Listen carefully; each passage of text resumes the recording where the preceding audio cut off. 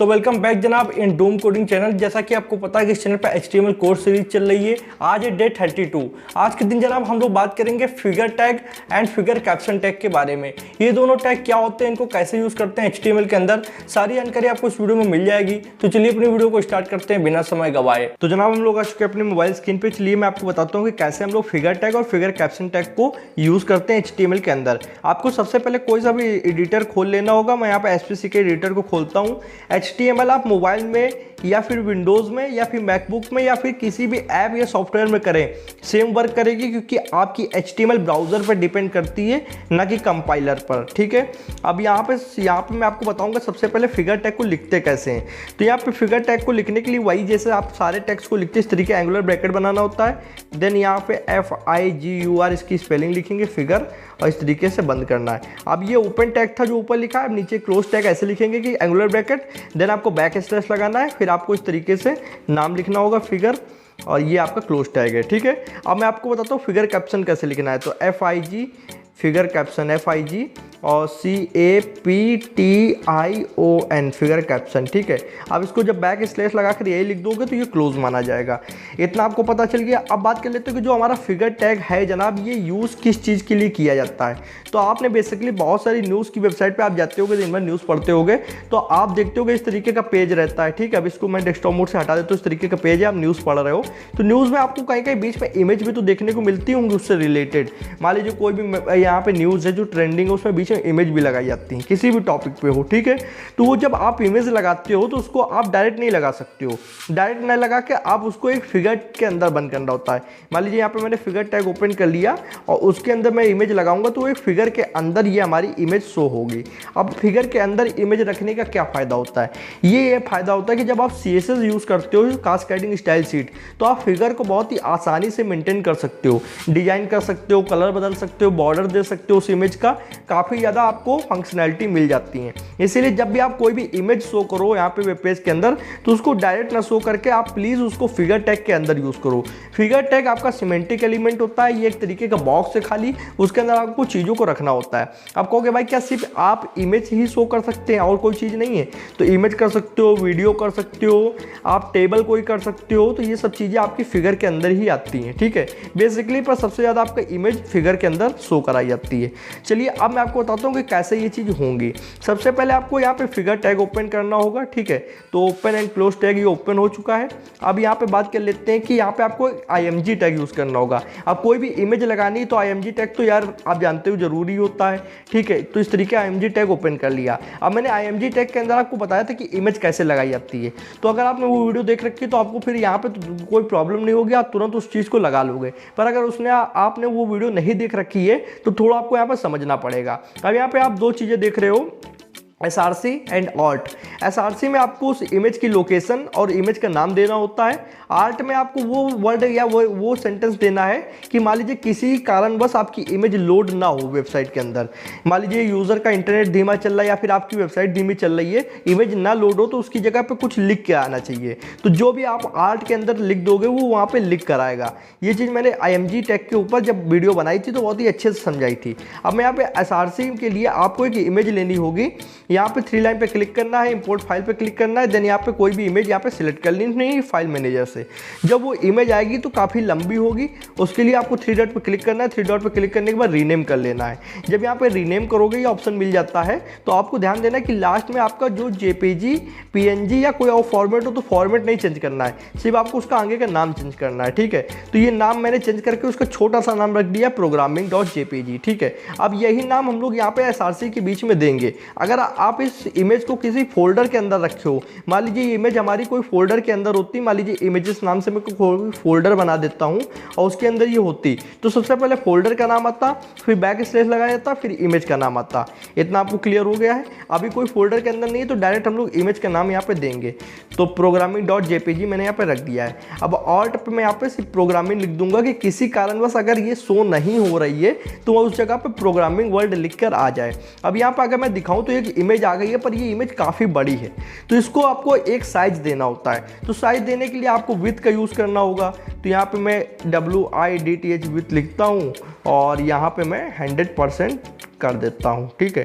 100% से वर्क करेगा, नहीं तो उसको कम ज़्यादा हम लोग मेंटेन कर देंगे। अब 100% हो गया।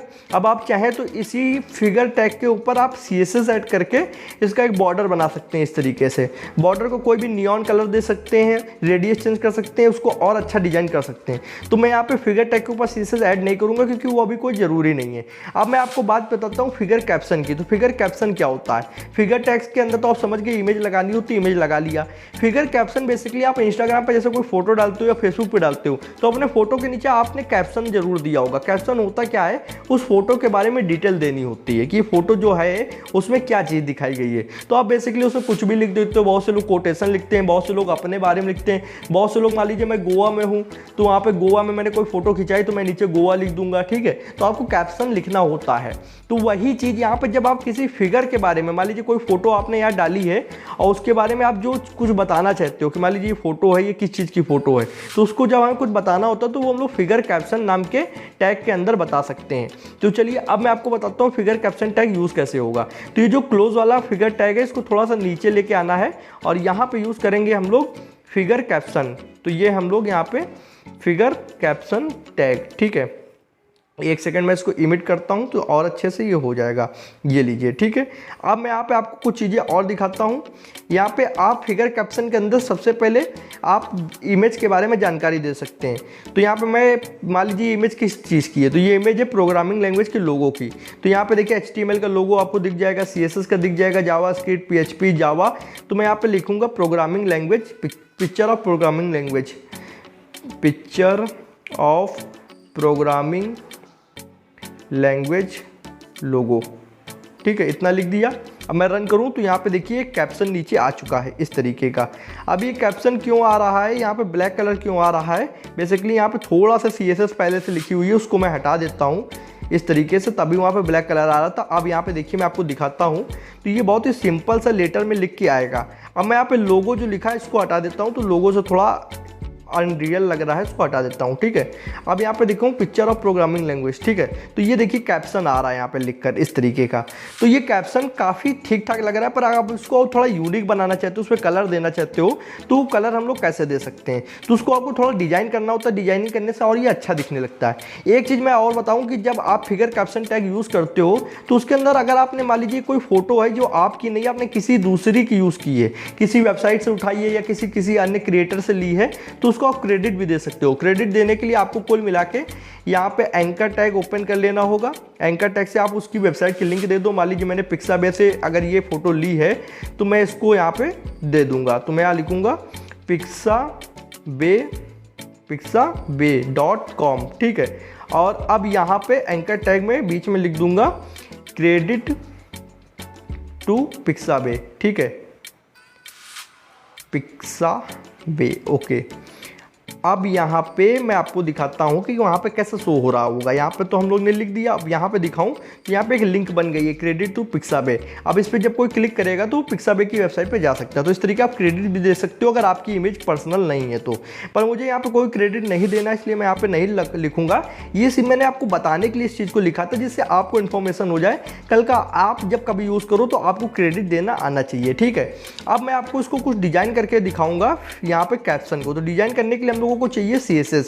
तो हम लोग style.css वाली एक फाइल बना रखी है और उसको हम लोग ने HTML से लिंक कर रखा है। ये चीज़ मैंने आपको पहले दिखाई थी कि लिंक कैसे करा जाता है। तो लिंक करने के लिए बेसिकली लिंक टैग यूज़ करो और वहाँ पे आपको href के अंदर यहाँ पे फाइल का नाम दे देना style.css।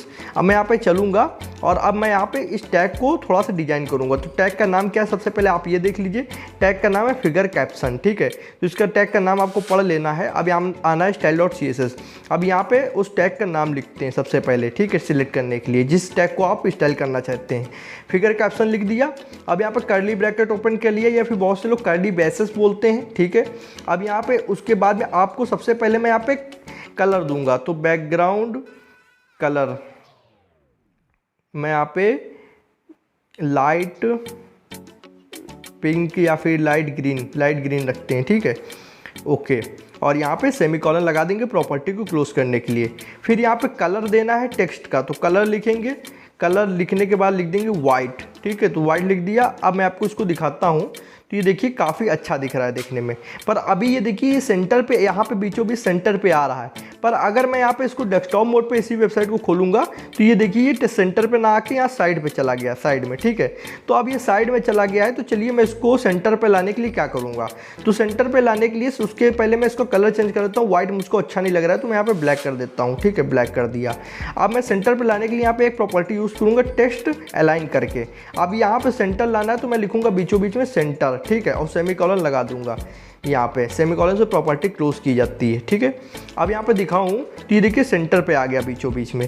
तो ये काफ़ी सही चीज़ है। अगर आपको सेंटर में लाना है तो आप टेक्स्ट अलाइन का यूज़ कर सकते हो। अब यहाँ पे डेस्कटॉप पे चाहे खोलो चाहे मोबाइल वर्जन पे खोलो, देखिए बीचों बीच में आ रहा है, ठीक है। अब मैं यहाँ पे थोड़ा सा यहाँ पे और करूँगा, यहाँ पे फॉन्ट स्टाइल होगा तभी ये शो नहीं हो रहा है, फॉन्ट स्टाइल, ओके। अब यहाँ पे लिखेंगे इटैलिक। प्रॉपर्टी नेम आप धीरे धीरे याद कर लोगे, ये होता है थोड़ा टाइम लगता है जब आप CSS यूज़ करते हो, तो यहाँ पे धीरे धीरे याद हो जाएंगी। अब मैंने फिर थोड़ा सा फॉन्ट स्टाइल इटैलिक कर दिया जिससे ये इटैलिक हो गया। इटैलिक में तिरछा, कोई भी चीज़ है वो तिरछा लिख के आएगी इस तरीके से, ठीक है। अब यहाँ पे मैं थोड़ी सी पैडिंग दे दूंगा 2 पिक्सल की और ये हमारा यहाँ पे कंप्लीट हो जाएगा। इसको आप और चाहें तो थोड़ा और CSS यूज़ करके रेडियस वगैरह चेंज करके उसको और अच्छे से कर सकते हो। फिलहाल यहाँ पे आप देखिए काफ़ी अच्छा लग रहा है। ये एक हम लोग ने इमेज यूज़ करी है, ये किससे यूज़ करी है, फिगर टेक्स्ट से, ठीक है, फिगर टेक्स्ट से ये इमेज यूज़ करी है। उसके बाद में मैंने ये जो यूज़ करा है ये फिगर कैप्शन टेक्स्ट से यूज़ करा है। फिगर कैप्शन से क्या होता है कि नीचे का कैप्शन लिख के आता है। कैप्शन मतलब नीचे उस इमेज के बारे में जानकारी या उस इमेज के बारे में क्रेडिट। आई होप आप समझ गए होंगे कि कैसे हम लोग फिगर टैग और फिगर कैप्शन टैग यूज़ करते हैं। मैंने बहुत ज़्यादा डिटेल में इस चीज़ को एक्सप्लेन किया है। एकमात्र वीडियो देखने के बाद इंटरनेट पर कोई दूसरी वीडियो देखने की जरूरत ही नहीं पड़नी चाहिए। आप रिपीट कर लो, वीडियो को थोड़ा धीमा कर लो अगर तेज लग रहा हो, और कहीं कुछ ना समझ में आए तो कमेंट में पूछ लो, मैं आपको आंसर दे दूंगा। और अगर आपको जनाब मेरी वीडियो पसंद आती है, एक्सप्लेन करने का तरीका समझ में आता है, क्योंकि मैं बहुत ज़्यादा हिंदी में इसको समझाता हूँ, कुछ भी इंग्लिश यहाँ पे ऐड नहीं करता हूँ, आपको कंफ्यूज नहीं होना है, हर चीज़ हिंदी में मिल जाएगी। तो आप एक लाइक कर सकते हो जिससे हमारा भी मोटिवेशन बढ़ता है। मुझे भी लगता है मेरी वीडियोस आपको समझ में आ रही तो और ज़्यादा वीडियोस बनानी चाहिए। और आप चैनल को सब्सक्राइब कर सकते हो, बेल आइकन को प्रेस कर सकते हो, जिससे आने वाली इंटरेस्टिंग वीडियोज़ एंड कोर्सेज की नोटिफिकेशन आपको मिल जाएगी। आज की वीडियो में बस इतना ही था। Thanks for watching friends. जय हिंद, जय भारत।